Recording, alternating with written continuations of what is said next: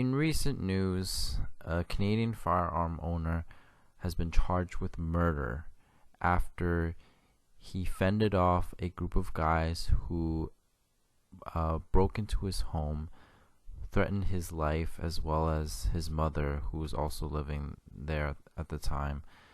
And they were armed with guns, and he happened to be a firearm owner, so he was luckily able to fend off the group of guys that were breaking into his home. He ended up only firing one shot, and it ended up killing one of the suspects that tried to break in, or that they tried to rob him and raided his house. So one person ended up dead. The rest of the suspects ended up fleeing, and yet despite this, the man who successfully defended his own life as well as his mother's in every reasonable ground of self-defense, he still got charged with murder. Now, what the fuck is up with that? What is up with that and with the Canadian government? Well, we're here to talk about that right now. What's up, guys? Magic Novice here, and in today's video, you're watching some Modern Warfare 2 knife only search and destroy gameplay. This is my first search and destroy gameplay that I'm bringing to you for Modern Warfare 2 2022 or on this channel.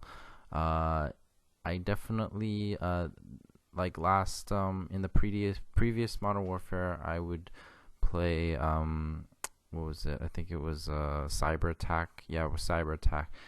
Just because it was a little easier, because you get revives and everything and whatnot. So it gave me an slightly easier time to get good gameplays and stuff. But with this game, I felt really confident, and I feel a lot better about being able to just go in, no respawns or anything, or no revives, and yeah, I was able to get this gameplay. It's a shame that the knifing community is pretty much next to non-existent now. Basically a dying breed of knifers now. There's just not many of us now, apart from just few, like lone wolves and so forth. Guys like Clever Tricks, man, they were the OGs of knifing in the knifing community, at least in my opinion. So yeah, there's a little shout out for you, Clever. So but yeah, anyways, in recent news, this guy was a licensed firearm owner in Canada.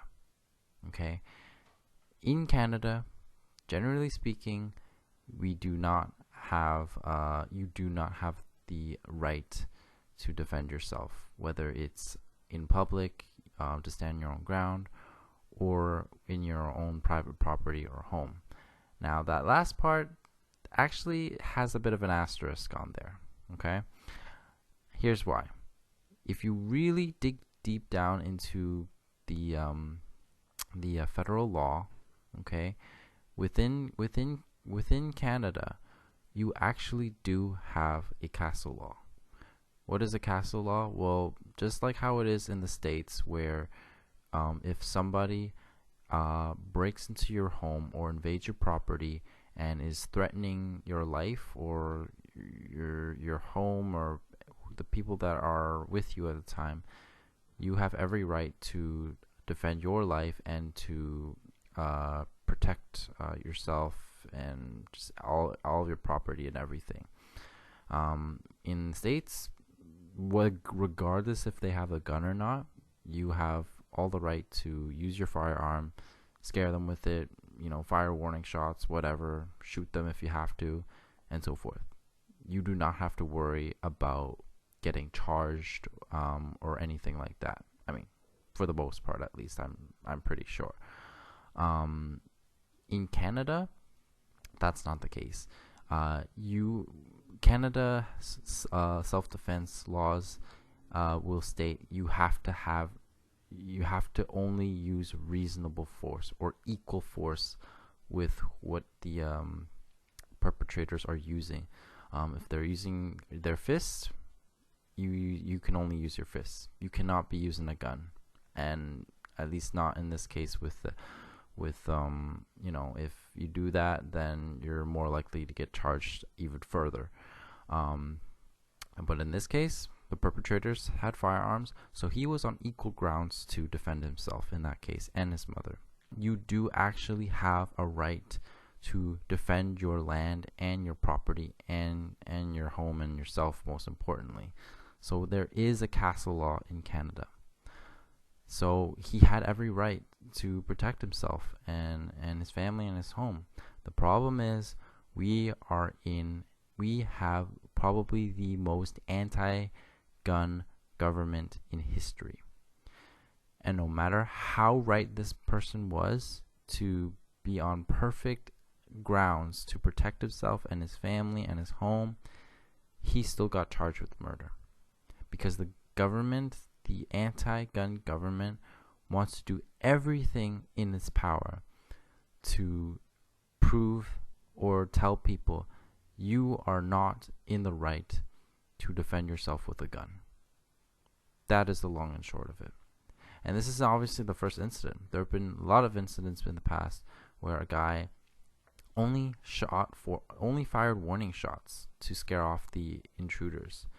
Nobody got hurt, but yet he still got charged for firing off his gun. He still got off scot-free. Eventually, once it got to the Supreme Court, all the charges got laid off. But the fact is that his life, these people's lives get ruined with the amount of pressure from the government, the courts, and the amount of money that they have to spend to hire his lawyer.